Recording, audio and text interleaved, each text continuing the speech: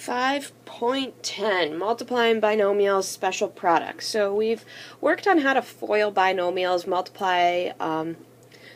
kind of multiplying two sets of parentheses together. And so our objective here is to multiply the sum and differences of two expressions. What do I mean? Well, let's first look at this key concept here. And we're going to FOIL out x plus 2 times x minus 2. Notice that I have a plus and a minus here. But other than that, all the numbers are the same. So again, we do first, outside, inside, last. So first, I have x squared, outsides, minus 2x, inside, plus 2x, and last gives me negative 4. Now we notice that I have a minus 2x and a plus 2x, so those are going to go away, and I'm left with x squared minus 4. So let's think for a moment, how is 2, both of these 2's, related to the 4? Well, we could say it's 2 times 2 or 2 squared. So let's try this again and see if our inside terms there, and when I say the inside terms, these middle terms end up canceling out if I do a little bit more difficult of a problem. So we're going to try this again. So let's do the firsts. So 3x times 3x is 9x squared.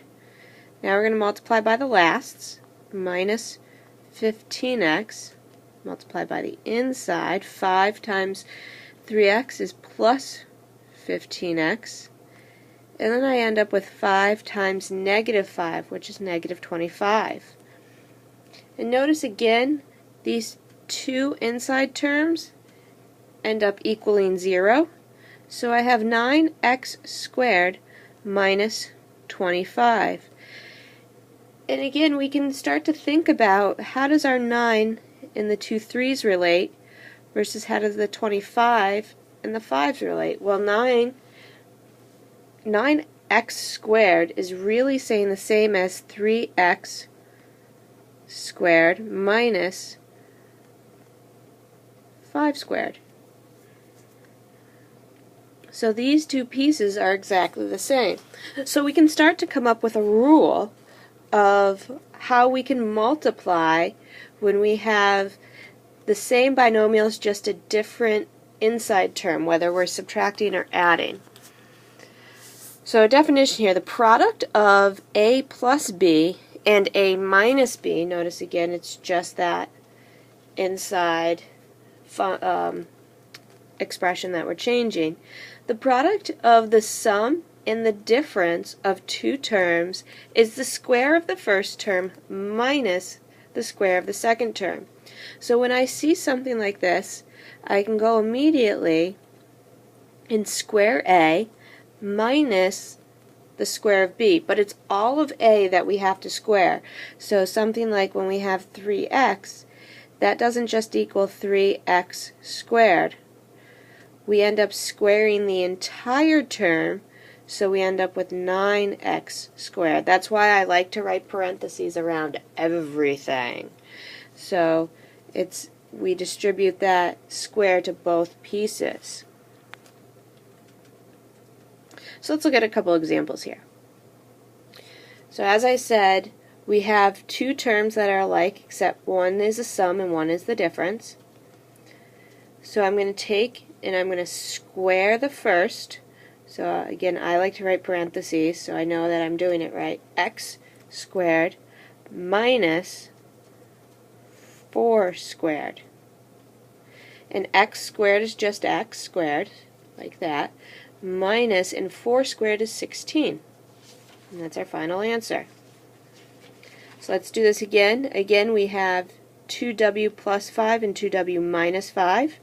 So we can do this again, and I write 2w in my parentheses and then square it, minus, and then 5 in a set of parentheses and square it.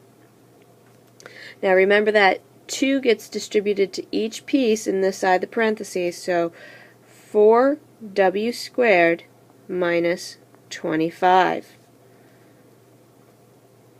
My last one is a much larger one. Negative 4x minus 10y and negative 4x plus 10y. Notice it's just the 10y that changes. It's not the negative 4.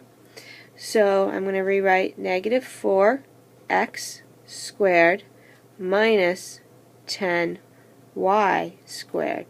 Again, using those parentheses. The parentheses are going to help us and make sure we get it correct. We distribute, and negative 4 squared is a positive 16. X squared minus, we have 100 y squared. Notice it's different when the negative sign is inside the parentheses versus when it's on that outside of the parentheses. I'm going to change this so it doesn't look like an equal sign. Alright, so here are 4 problems for you to try. Do your best with number 4 here. I want to see how well we can do when we're squaring fractions. Let's see what we remember about how to square those fractions.